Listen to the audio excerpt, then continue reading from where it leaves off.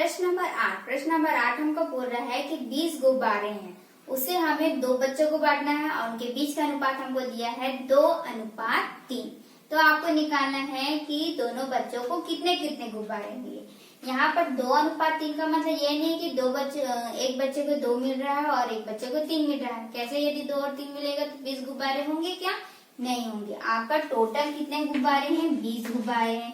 उसमें से कुछ बच्चे को 2 बच्चे हैं, पहला बच्चा और दूसरा बच्चा, तो हो सकता है किसी बच्चे को यहाँ पर 12 गुब्बारे मिले होंगे, किसी को 8 मिला होगा, तभी भी 20 गुब्बारे होंगे। तो यहाँ पर जो 2:3 दिया है, इसका मतलब ये नहीं है कि पहले वाले को 2 मिल रहा है और दूसरे वाले को 3 मिल रहा है। यहाँ पर हमको सिर्फ अनुपात दिया है। जैसे कि हमने पिछले क्वेश्चन में यहाँ पर पढ़ा, तो विद्यार्थियों की संख्या थी, लड़कों की संख्या थी यहाँ पर 900, लड़कियों की संख्या थी 600, लेकिन उनका अनुपात जब हमने हल किया था तो कितना आया था? 3:2 आया था। वैसे यहाँ पर प्रश्न दिया है 2:3, तो ये सिर्फ हमारा एक अनुपात दिया है, अनुमानित मान दिया है। हमको एक्चुअल वैल्यू यहाँ पर नहीं दी है कि वहाँ पर 900 है, 600 वहाँ पर दिया था, लेकिन यहाँ पर हमको 12 है, 8 है, ऐसा नहीं दिया है। हमको यहाँ पर निकालना पड़ेगा। ठीक, तो ये जो आपको मान दिया है वो गुब्बारों की संख्या नहीं दिया है, ये सिर्फ हमको क्या दिया है? एक अनुमान दिया है, अनुपात दिया है। तो इसको सबसे पहले तो हमको हल करना होगा, तभी हम यहाँ पर संख्या निकाल पाएंगे। ठीक है, तो यहाँ पर हमको दिया था अनुपात, तो इसे हम इस प्रकार से हल करते हैं। अनुपात हमें क्या दिया था? यहाँ पर हमको कुल भागों की संख्या, इस तरह से हम लिखेंगे कितने भाग हमको करने हैं। ठीक, तो यहाँ पर हमको अनुपात जो दिया रहता है उसको हम जोड़ देते हैं। ठीक है, जो भी अनुपात दिया हो, जैसे यहाँ पर दिया था हमारा 2:3, तो इसको हम क्या करेंगे? दोनों को जोड़ देंगे, तो कितना हो गया? 5। तो हमको भागों की संख्या कितनी हो गई? 5 हो गई। तो इस तरह से आपको अनुपात वाले क्वेश्चन को हल करना है। जब भी आपको कोई भी अनुपात दिया हो तो आपको इस प्रकार लिखना है, कुल भागों की संख्या, जो भी अनुपात दिया रहेगा उसको आपको क्या कर देना है? जोड़ देना। तो 2 और 3 हम जोड़ेंगे तो कितना आ जाएगा? 5 आ जाएगा। अब चूंकि यहाँ पर 20 गुब्बारे थे, 20 गुब्बारे में पहला हिस्सा 2 दिया हुआ था, तो पहले बच्चे को मिलेगा और 3 वाला दूसरे बच्चे को मिलेगा। तो यहाँ पर हम लिखेंगे पहले बच्चे का हिस्सा, या फिर आप लिख सकते हो कि मिलेगा गुब्बारों की संख्या। पहले बच्चों को मिलेगा गुब्बारों की संख्या, इस तरह से भी लिख सकते हो। पहले बच्चे को मिले गए गुब्बारों की संख्या, इस तरह से लिखे। अब यहाँ पर कैसे निकालेंगे? तो यहाँ पर हम निकालेंगे, सबसे पहले तो हमारा टोटल गुब्बारों की संख्या कितनी दी हुई थी, तो यहाँ पर हमको टोटल गुब्बारों की संख्या दी हुई थी 20, ये दिया हुआ था। 20 में से हमको कितना भाग करना है? कितना भाग करना है हमको? 5 भाग करना है। तो ये हो गया 5 का भाग हो गया। ठीक, अब लेकिन पहले बच्चे का जो अनुपात दिया था वो कितना दिया था? यानी कि दूसरा हिस्सा मिल रहा था, पहले बच्चे को गुब्बारे का दूसरा हिस्सा मिल रहा था। तो दूसरे, जैसे कि यहाँ पर एक गोला है, ठीक है, मतलब यहाँ पर एक रोटी है, एक रोटी का ये आधा हिस्सा हुआ और ये इसका चौथा हिस्सा हुआ। तो मान लीजिए एक जो बच्चा है उसको यहाँ पर 3 हिस्सा मिल रहा है और एक बच्चे को 1 हिस्सा मिल रहा है। तो वैसे यहाँ पर एक रोटी का, तो इसमें क्या लिखेंगे? एक रोटी का 1/3 और एक रोटी का यहाँ पर कितना हो जाएगा? ये चौथा हिस्सा हो जाएगा, चौथा हिस्सा मिल रहा है उसको, है ना। तो यहाँ पर हम वैसे लिखेंगे कि 20 गुब्बारे है, 20 गुब्बारे में हमने 5 भाग किया, जिसमें पहले बच्चे को 2 मिल रहा है। ठीक है, 2 हिस्सा मिल रहा है, तो यहाँ पर हम क्या करेंगे? 2 का गुणा कर देंगे इस तरह से। ठीक, तो अब हम इसको हल करेंगे।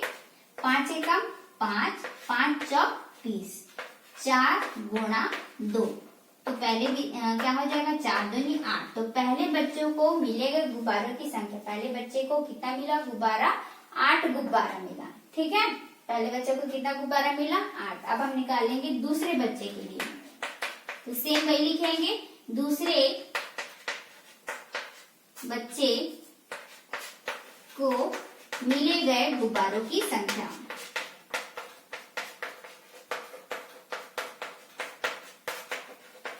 इस तरह से बराबर का निशान लगा देंगे। सेम हम वही करेंगे। 20 गुब्बारा था, 20 गुब्बारे में हमने 5 भाग करना था और फिर दूसरे बच्चे को तीसरा हिस्सा मिल रहा था। तो सेम यहाँ पर फिर से हम काट देंगे। 5 एकम 5, 5 चौक 20। तो यहाँ पर कितना हो गया 4 गुणा 3, तो कितने हो गए 4 तिया 12। यानी कि देखिए अब पता चल गया हमको कि पहले बच्चे को 8 गुब्बारा मिल रहा है और दूसरे बच्चे को 12 गुब्बारा मिल रहा है। ठीक है, तभी दोनों को जोड़ेंगे तो कितना आया था 20 आएगा कि नहीं, है ना। तो इस प्रकार से आपका जो 20 गुब्बारा है उसमें हमको अनुपात दिया था कि पहले बच्चे को दूसरा 2 अनुपात मिल रहा है और दूसरे बच्चे को 3 अनुपात में मिल रहा है। तो यहाँ पर हमारा जो 20 गुब्बारा था उसमें संख्या हमको पता चल गया कि पहले बच्चे को 8 और दूसरे बच्चे को 12 गुब्बारा मिलेगा। तो इस तरह से सबसे पहले आपको लिखना है, यहाँ पर कुल भागों की संख्या लिखना है, जो भी आपका भाग दिया रहेगा, अनुपात दिया रहेगा, उसको आपको जोड़ना है। इससे पता चलेगा आपको कितने हिस्से करने हैं। ठीक, फिर यहाँ पर पहले बच्चे को जो अनुपात बोल रहा है, पहला जो बोल रहा है, यहाँ पर पहले 2 था तो इसलिए मैंने यहाँ पर 2 से ही गुणा किया है, और यहाँ पर दूसरे बच्चे के लिए 3 था तो इसलिए मैंने 3 से गुणा किया। और यदि हम यहाँ पर हल करते हैं 5 एकम 5, 5 चौक 20, तो यहाँ पर बचा 4, ये गुणा का निशान और 2 गुणा, तो 4 गुणा 2 कितने हो गए 8 हो गए। वैसे सेम यहाँ पर 5 एकम 5, 5 चौक 20, 4 गुणा 3 कितने हो गए 12। तो आप लिखोगे उत्तर में पहले बच्चे को मिलेगा गुब्बारों की संख्या 8 तथा दूसरे बच्चे को मिलेगा गुब्बारों की संख्या 12 होगी। तो इस तरह से आपका आंसर कंप्लीट होगा। प्रश्न नंबर 10। प्रश्न नंबर 10 हमको बोल रहा है कि एक परीक्षा में 117 परीक्षार्थी हैं, उसमें से 65 जो परीक्षार्थी हैं वो असफल हो गए यानी कि फेल हो गए। तो आपको निकालना है सफल और असफल विद्यार्थियों के बीच का अनुपात। तो हमने जो प्रश्न नंबर 7 में पढ़ा था विद्यार्थियों की संख्या और उसमें हमको लड़कों और लड़कियों के बीच का अनुपात निकालना था, वैसे ही हमको यहाँ पर सेम दिया हुआ है। वहां पर दिया था टोटल विद्यार्थियों की संख्या, यहाँ पर भी हमको दिया है टोटल परीक्षार्थियों की संख्या। क्योंकि यहाँ पर परीक्षा में भाग ले रहे हैं इसलिए यहाँ पर हम विद्यार्थी ना लिखे परीक्षार्थी ही लिखेंगे। तो यहाँ पर दिया हुआ है परीक्षार्थियों की संख्या, उसमें बोला था लड़कियों की संख्या और यहाँ पर दे दिया है असफल परीक्षार्थियों की संख्या। तो हमको वहां पर सबसे पहले निकालना पड़ा था लड़कों की संख्या, तो वैसे हम यहाँ पर निकालेंगे सफल परीक्षार्थियों की संख्या। बाकी आपका सेम आपका क्वेश्चन है क्वेश्चन नंबर 7 की तरह। ठीक, तो चलिए इसे भी हम हल कर लेते हैं। हल दिया है कुल परीक्षार्थियों की संख्या कितनी दी हुई है 117 तथा असफल परीक्षार्थियों की संख्या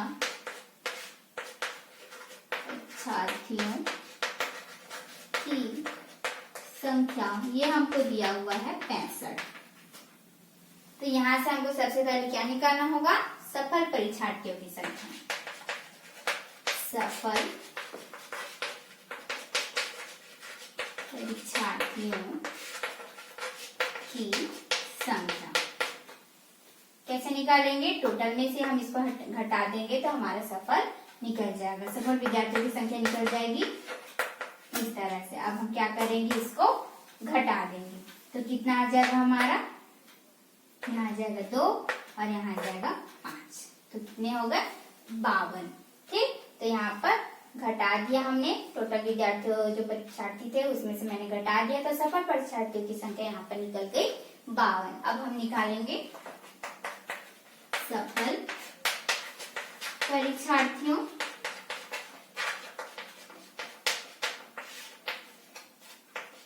की संख्या और असफल, क्योंकि आपका सफल पहले बोला है ना इसलिए मैंने सफल को पहले लिखा है।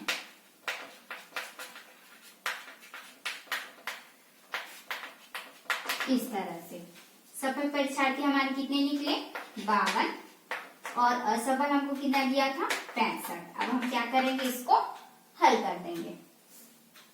तो चलिए इसे हल कर लेते हैं।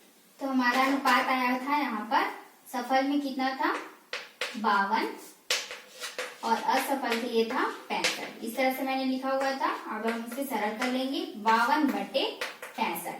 अब बताइए दोनों किसके पार से कटेगा 17 की, 17 चौक 52, 17 पंचे 65। तो कितना अनुपात हो गया? 4/5। तो इसको हम हल करेंगे, अनुपात में लिखेंगे 4:5। तो आप उत्तर में क्या लिखोगे? सफल तथा असफल परीक्षार्थियों के बीच अनुपात 4:5 होगा। सबसे पहले हमने क्या किया, यहाँ पर दिया है लिखा, दिया हमें कुल परीक्षार्थियों की संख्या आपको 117 दी हुई थी और यहाँ पर असफल परीक्षार्थियों की संख्या दी हुई थी 65। प्रश्न आपको बोला था कि सफल परीक्षार्थियों और असफल परीक्षार्थियों के बीच अनुपात निकालना था। तो यहाँ पर असफल परीक्षार्थियों की संख्या दी हुई थी लेकिन सफल परीक्षार्थियों की संख्या आपको नहीं दी हुई थी। तो वहां से आपको सबसे पहले सफल परीक्षार्थियों की संख्या ज्ञात करनी थी। तो यहाँ पर हम कैसे ज्ञात करते हैं? यदि हम टोटल विद्यार्थियों की संख्या जो है उसमें से सब असफल निकाल देंगे तो हमारे सफल परीक्षार्थियों की संख्या प्राप्त हो गई थी। तो हमारा वहां पर आया था 52। जब हमने घटाया तो उसका आंसर आया था 52। फिर मैंने वहां पर लिखा था सफल परीक्षार्थियों की संख्या और असफल परीक्षार्थियों के बीच का अनुपात। तो इस तरह से मेरा आंसर आया हुआ था और फिर मैंने इसको क्या किया, सरल करने के लिए बट्टे के फॉर्म में लिखा। तो ये दोनों किसके पहाड़े से कर सकते थे? 17 के पहाड़े से। आपको यदि नहीं बन रहा तो आप छोटी छोटी संख्या को लेकर भी हल कर सकते हो। उसके बाद 17 चौक 52, 17 पंचे 65 हो गया। तो ये हो गया 4, फिर बट्टे का निशान लगा और ये 5। तो यहाँ पर हो गया अनुपात यानी बटे यानी अनुपात के निशान, पहले संख्या 4 थी और उसके बाद 5 था। तो इस प्रकार से आप उत्तर में लिखोगे सफल तथा असफल परीक्षार्थियों की संख्या का अनुपात 4:5 होगा।